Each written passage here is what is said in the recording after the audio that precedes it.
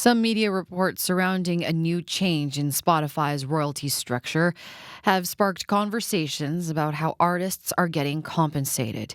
If implemented by Spotify, the new change will require tracks to get a certain amount of streams before they're eligible for royalties.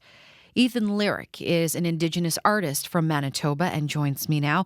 Good afternoon. Thank you for joining me, Ethan. Hello, thank you for having me on. You use Spotify for your music. How did this make you feel to learn about what Spotify could potentially do? So for me, it was really disheartening. I think the number that's been going around is 0.5% you'll need to reach of the total amount of Spotify streams that they have. So that means that to make any kind of money, which is already very low off Spotify, you're going to need to hit this ever-ending moving goal point of 0.5%. So as Spotify grows, so will the amount of streams that you will have to hit to become profitable on Spotify. So it just feels really disheartening because whether you're making $5, $10, $100 off your songs, it feels really nice, to have that monetary appreciation from your music. Mm-hmm. So explain that 0.5% a little bit more. So it's 0.5% of the number of streams you have? So it's to reach when Spotify will begin to start paying you out, You'll have to make 0.5% of all streams on Spotify. So that's streams from Taylor Swift, from Ed Sheeran, from anyone, all streams that all Spotify users are putting into the platform. You're going to have to become 0.5% of that, which is it's a fairly large number. I think the estimated number right now is about 200 to 300 streams a week. Okay. Or not a week, a month, pardon me. Wow. Now, go ahead. I was just going to say, so that number, it sounds small. 200 a month sounds small to some people, but to some people that's a hard thing to hit, and it's like those people that are maybe at the 150 number, it's going to feel a bit disheartening for them.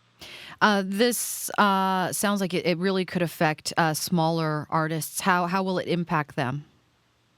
For smaller artists, I mean, a lot of us, Spotify isn't our main revenue source, as Spotify really only pays out, I think it's around like 0.001 cent a stream. So it's definitely not a major income source, but it is probably the source where your music is the most played. And I do know some people that do make, part of their living off Spotify. So, how I like to look at it is when there are artists out there who, are making very little, all the money should matter the most. So when Spotify is, making these different decisions that are going to not affect the big guys, but affect the small guys, it just feels very backwards. Mm-hmm. Why do you think, Ethan, that this change is happening or may be happening? For me, I think they've been going at a lot of different noise music and ambient music, as Spotify doesn't like paying those artists out because they think, noise and ambient music isn't music. And then there's also the level of that Spotify just isn't a profitable company yet, because the thing is, the streaming kind of world has proved not to be particularly profitable, and the only people who are really succeeding in it are people like Apple Music and Amazon, who can pump more money into it from other sources. And you can see this with like Bandcamp, which was previously the best for indie artists, was just bought out by another company, and they hollowed out their editorial staff, and the whole streaming industry has just been going in a direction that does not support indie artists. Ethan, what has the conversation been with artists such as yourself and about what you know? I think right now it's just that people are going to keep releasing music, but it is disheartening to see that a lot of these platforms are going in a direction that doesn't support the indie artists who are the backbone of the music industry. How do you hope that Spotify can better platform artists?